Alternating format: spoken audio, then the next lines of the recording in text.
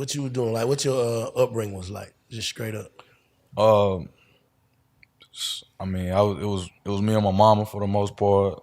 Single parent home.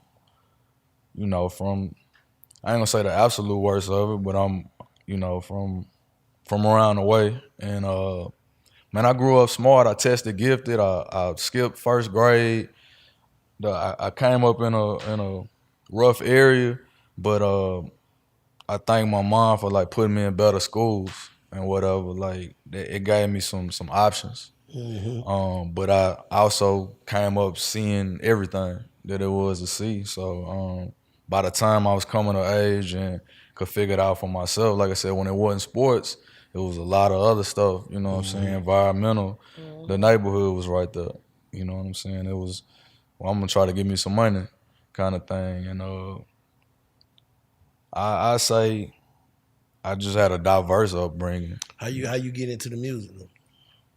Uh, Shit, just trial and error. Just I actually wanted to make beats, and there was some niggas around my way, some people I went to school with that was like more into rapping. I wanted to try to make beats for them, but I'd always write something to every beat I made, and my beats was sorry as hell. That was really really the end of it. Like I hear other people beats and just like, yeah, they shit better than mine. But every time I write something, they'll be like, man, get on the song with us, like your verse hard kind of thing. So that evolved, and I left the beat making alone and kind of got it, fell in love with the writing the raps, actually recording myself. That was probably around 15 or 16. But it was, like I said, it was a hobby. It was just something to do.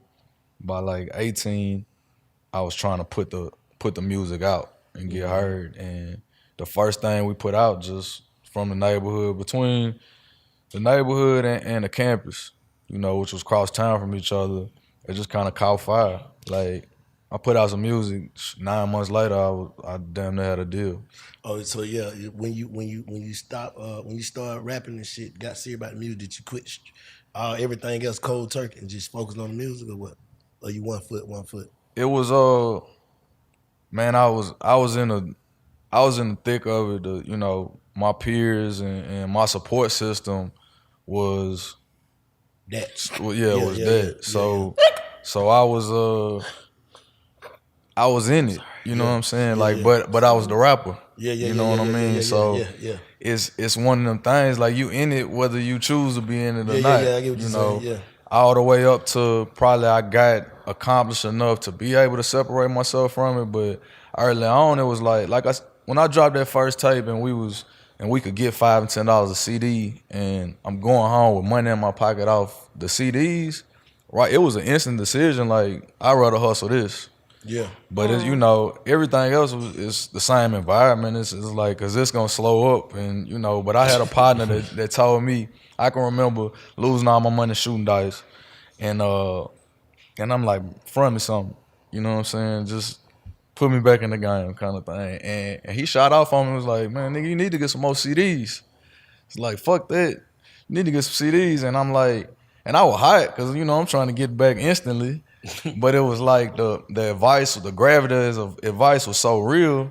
Cause it's like I took so much more than what he actually said. It's almost facts. like if I give you this and you go get jammed up, then it's gonna be on my conscience knowing that you got something, you know what I'm saying, better than this. Or you got something that come like almost like risk free, so to say. Like the music is a sweet lick if you work hard enough at it. And I took from that, I won't say it was like a cold turkey thing at that time, cause it was 1 foot in, 1 foot out, even with being signed Yeah. and all that. Cause it's like, man, that shit comes slow. They'll release a budget, or they'll release half your budget on the front end, and you sitting Nigga until still they gotta pay a sign bill. off on it, and it's Yeah, like, yeah. So it's like that kind of dry up, or I ain't just finna sit around y'all and wait on, you know what I'm saying, direction. Like I'm gonna go for what I know. I gotta go back home. I gotta make something happen. But it was like I said, them conversations are like, man, this is what you supposed to be doing.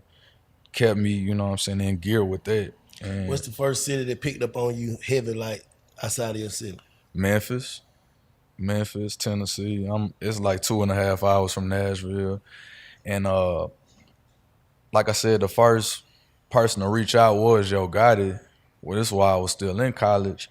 But a lot of people from TSU are from Memphis. So there's a lot of people, you know what I'm saying? It's almost like half and half. And I think a lot of people from Memphis that went to school with me was going back home with the music. And by the time I started working with Gotti in like '04, it just they about a lot of people think I'm from Memphis.